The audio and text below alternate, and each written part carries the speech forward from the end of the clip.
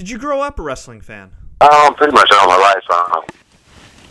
So those kids, probably Houston wrestling was real popular here in Houston. Bosch was the promoter, former wrestler as well.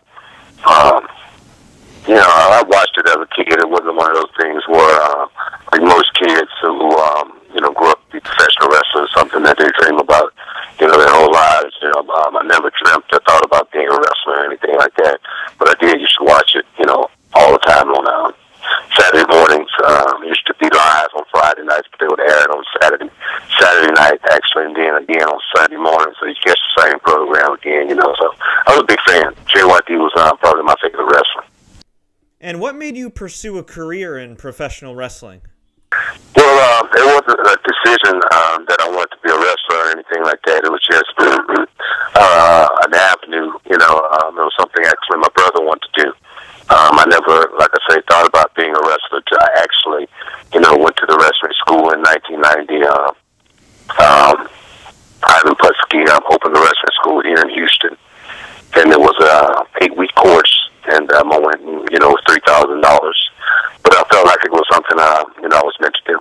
So it was your brother Stevie Ray that pushed you towards going into pro wrestling? Something that I wouldn't necessarily say he pushed me, but, it's something, we used to act like, wrestlers when we were young kids. But, like I said, never thinking about being a wrestler. Maybe, he thought about it, growing up a lot more than I did, because he used to go to, Samuel Coliseum and watch wrestling a whole lot more than I did. It was something that he, started as far as, working out, bodybuilding, getting himself, big, but I never really thought about it like that.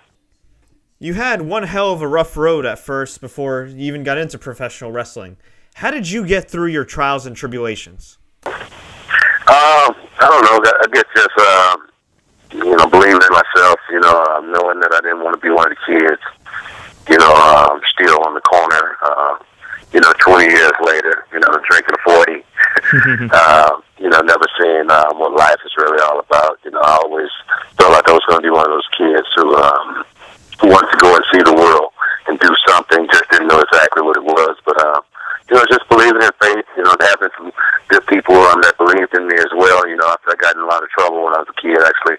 I'm going to prison at age 20, and then coming out. And some, people believed in me and not just, categorized me as someone who was a bad kid, having someone believe in you, kind of like, give you a whole lot of motivation. How did you end up getting your first big break in wrestling?